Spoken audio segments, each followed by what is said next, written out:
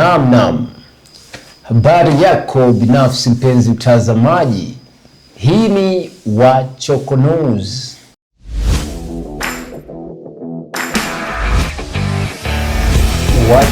Wachokonozi. Kwenye level ya familia. Yeah. Jinsi wanaonekana wamekuwa watukutu sana kwa wazazi wao. Na kwa namna moja au nyingine wamekuwa wakiuliza maswali magumu kwa wazazi wao mpaka wazazi wanawatem kama wamekengeuka. Jinsi wanaonekana vile Si kweli. labda na baadhi ya millennial na baadhi ya wazazi wanadai wanajuta sana kuwasomesha. Hiyo kauli nimesikia wazazi wanajua bado tusinge kusomesha, kwa nini unajua mambo umeenda kinyume na vile tulivyokuzoea. Ndio ule unafiki unaosema. Mimi niseme kwamba kwa upeo wangu wa uelewa kuna wazazi na wazalishaji. Hao ni watu wawili tofauti. Okay. Hakuna mzazi Ndio anayeweza kuuliza swali na mtoto wake akasema hili swali ni gumu. Ila mzalishaji litakuwa gumu. Mjuaji sana wewe. Sio umenipata? Mzazi maana yake ni mtu mwenye uwezo wa kukua na mtoto wake. Kujifunza ukuu na ukuaji wa mtoto wako. Kwa hiyo unakuwa naye. Mtoto wako akienda chuo na wewe unatakiwa uende chuo. Yaani uende kwenye upeo wake, usijidai eti mimi ni mzazi. Kama una watoto wameenda chuo, wewe kama ni mzazi na wewe upeo wako unatakiwa uende chuo. Hata kama ulienda chuo zamani, ilikuwa zamani. Degree ya mwaka 70 sio degree ya mwaka 2000 na ngapi? 25 au 26. Sio, umeelewa vizuri? Au 2030. Sio, umenipata? Kwa hiyo kama mzazi, kama ni mzazi kweli, inatakiwa ukue na mtoto wako. Ila kama ni mzalishaji, lazima uone watoto wamekengeuka. Kwa sababu haukui ya uendelee, unaishi nyumba ya kudumu, sio nyumba ya kuishi. Sio, umenipata? Mzazi ni mtu ambaye anakuwa na kizazi chake au anakuwa na watoto wake. Lakini mzalishaji ndio maana utasema na maswali magumu, ni wasumbufu. Mimi sioni Gen Z ambaye ni msumbufu, kwa sababu mtu ambaye kuandaliwa kuwa mtu ameandaliwa kuwa maxi anawezaje kuwa msumbufu? Apate maxi division 1. Kuna sehemu ana empty, ana identity crisis. Sasa anawezaje kuwa msumbufu? Ukiona huyo mzazi ni kwamba anasema hivyo hana content, yeye mwenyewe ni yuko shalo, anatakiwa yuko mahali alipuliwe mzazi. Hapo hamna mzazi. Mimi sioni Gen Z anaweza kuuliza swali eti tunasema hili swali ni gumu. I don't see. Kama mzazi ni mtu anajidevelop, ndio maana mimi nimesisitiza mara nyingi. Lazima turudi kuendeleza elimu ya watu wazima. Tuwe kama Denmark, Sweden, na huko Netherlands. Sasa, ambapo mtu akitaka kuendelea, kwa mfano sasa hivi tuko kwenye mfumo AI. Mazazi mengi tu mtu mazima hayajui chochote kuhusu hiyo. Nenda kwa ingie Google hapo yajifunze. Yaani wanatakiwa waende kozi, yaani ilitakiwa sasa hivi vyuo vikuu viwe na kozi maalum kwa ajili ya watu wazima. Jamani, ukitaka kujifunza AI, tuna kozi ya wiki 3, tutakuwa unakuja kusoma jioni. Karo ni shilingi 1000. Mimi sijui hata mavyuo vikuu yanafanya nini. Karo jamani ni shilingi 200,000. Njoo ujifunze uendane na dunia. Jamani mzazi, njoo ujifunze kutumia smartphone. Usiseme tu unajua kuitumia. Hili ni bomu. Hili ni roboti. Njoo ujue kuitumia kwa faida zako zingine. Ni kitu kinatakiwa kuwepo kwenye vyuo vikuu. Sababu vyuo vikuu yamefocus tu kwenye elimu ya kusubiri watoto wanaomaliza form 4 na form 6. Wakati wateja ni wengi huko, kuna mazazi mengi tu yamemaliza shule zamani, yako outdated. Yako nje. Yanataka update. Sasa hivi tuko kwenye blockchain technology. Ukienda kwenye seminar za blockchain technology, mazazi haelewi chochote kuhusu cryptocurrency. Haelewi. Ukiambia Bitcoin ukwambia ndio kitu gani? Ukiambia forex hayajui. Kuna mazazi yanaamini kwamba betting ni dhambi. Yapo. Kumbe yanatakiwa makampuni ya betting yaanzishe vitengo, wafundishe watu betting kwamba ni mifumo halali ya kutengeneza fedha. Kila kitu ni kubeti hapa duniani. Sio, unanipata? Kuna jamaa mmoja nilimwambia bana, kwamba bana nimewekeza, nilima maharage ekari 4 sehemu. Sasa baada ya kulima maharage ekari 4 nikawekeza kama milioni 1. Baada ya kuvuna, nikavuna debe 2.5, nikauza shilingi 70,000. Umebeti. Sasa jamaa akaniambia, "Sene bwana Kabalo, una mambo gani ya kishamba hayo?" Sasa hapo ungekuwa umebeti ama unge cash out. Sasa kwa maana unge cash out vipi zote? You see. Yes. Hao wazee wetu totally wanajua kubeti ni dhambi. Labda turudi nyuma. Miaka ya nyuma mfumo wa beti ulikuwaje? kwenye kucheza draft ilikuwa watu wanaweka hela zao, kipindi hicho ilikuwa ni betting na ilikuwa inatafsirika kama ni dhambi. Kwa hiyo dini zote, Ukristo na Uislamu, psychologically hiyo walisia wake ukoje? Beti sio dhambi, maana kwa mfano watu wa Kristo ukisoma story yao ya Mungu na mtoto wake, yeye mwenyewe alibeti kuja kwamba mtoto wake la pekee lishuke liwafie wa dhambi.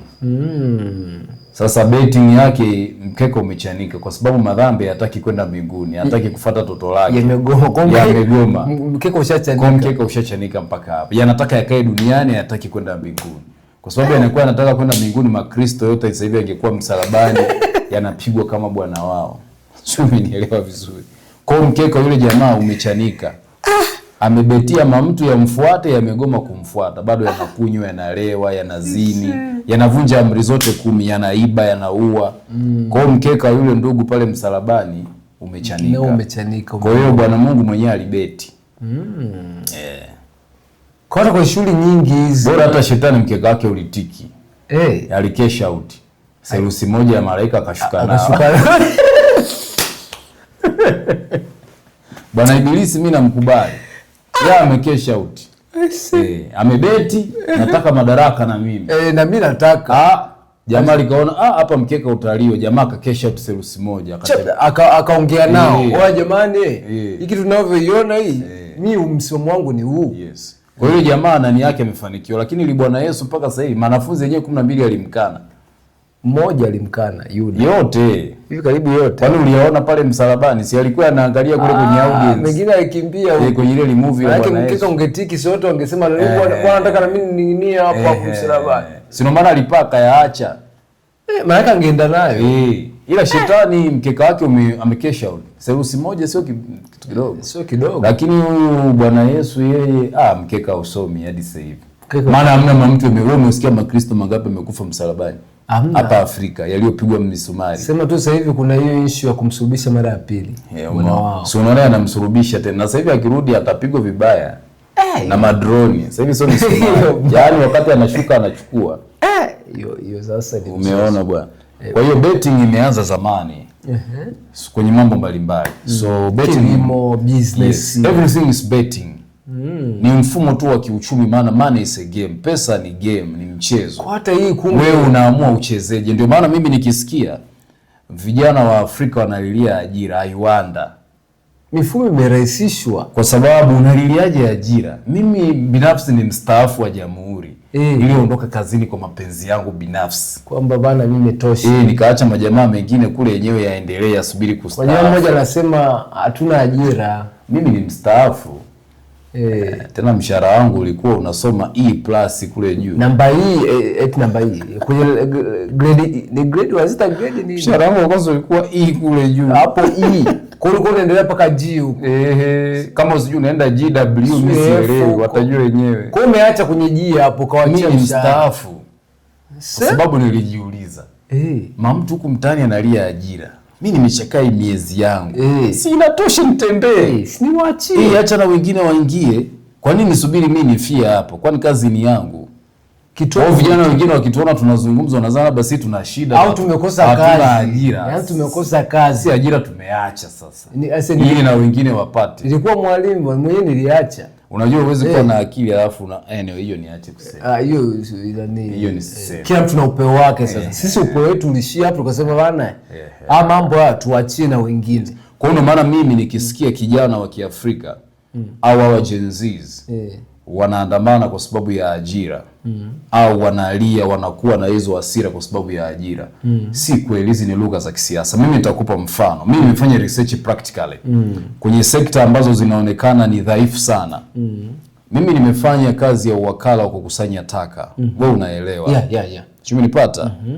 Kata nilizopewa zilikuwa na wakazi 52,000 wakati nafanya hiyo tenda. Umenipata? Na ni tenda nimechukua halmashauri.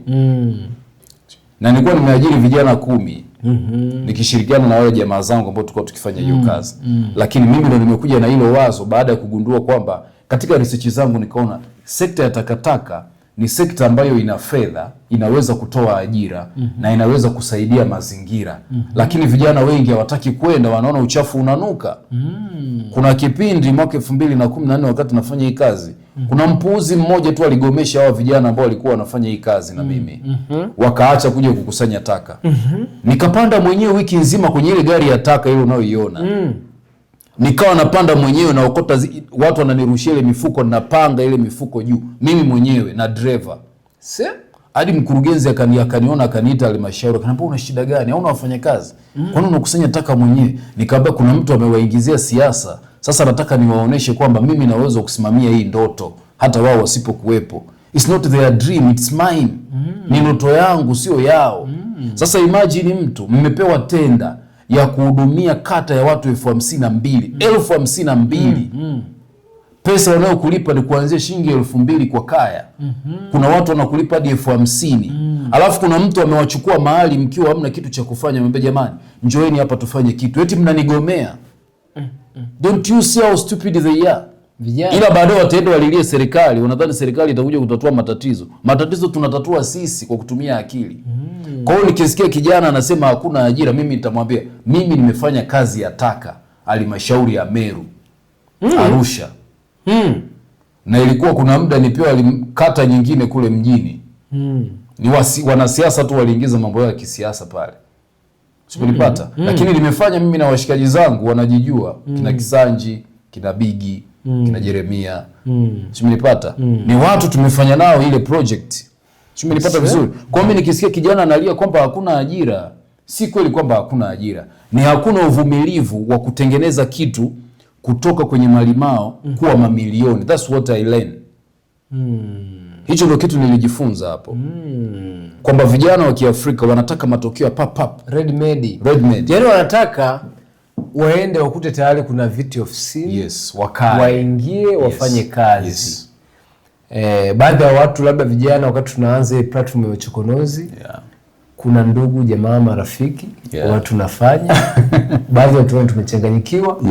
Lakini sisi tunatafuta na vyombo vya habari. Kushare maarifa yetu ambayo imeleta thamani kubwa kwenye nchi na bara la dunia. Sasa you see, hiyo ndio changamoto ambayo tuko nayo. Kwa hawa Gen Zs utaona unatumika kwa sababu hawataki kushiriki kubadilisha malimao kuwa mamilioni.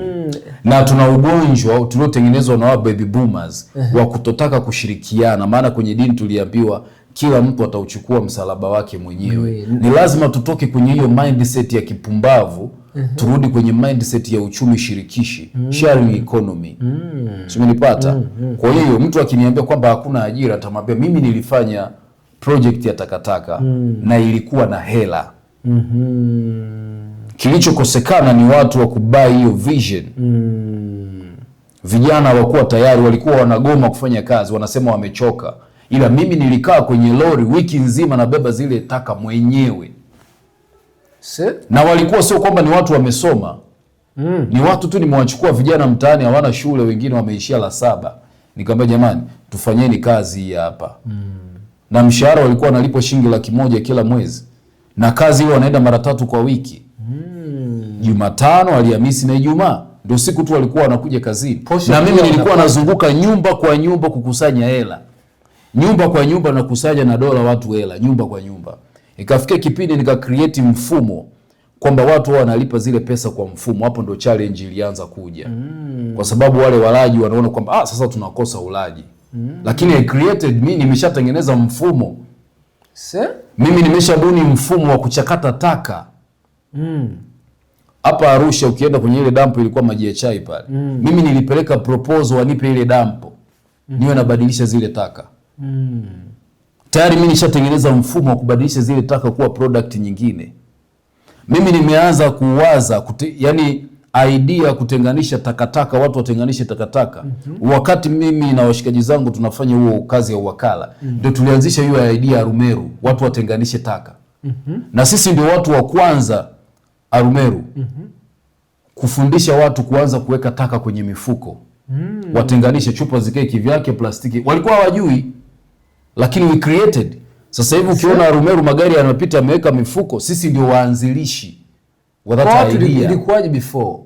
Walikuwa tu wanachukua matakataka yote wanaweka sehemu moja, hawajui kwamba wanaweza kurecycle. Sio, umenipata vizuri? Okay. Kwa hiyo ni mfumo ambao vijana walitakiwa wauone. Kwa hiyo ukisikia ndio hicho nasema kwamba tunabadilisha mfumo kwa kutumia mfumo. Wakati mfumo hautupi ajira, tunaweza kuangalia kitu kilichodharauliwa tukakibadilisha kikawa dhahabu. Sio, umenipata? Au tukatengeneza mfumo mwingine ambao ni ajira kwetu sisi bila kutegemea ule mfumo, kwa sababu mwenye mamlaka unamnyang'anya mamlaka kwa kumnyima nguvu. Unapomlilia ajira unampa nguvu, yani wewe unakuwa tegemezi kwake. Okay. Lakini ukijitoa pembeni kuonesha kwamba umtegemei yeye kwa sababu ya ajira ya kwake, tayari wewe umeshatoka nje ya mfumo wake.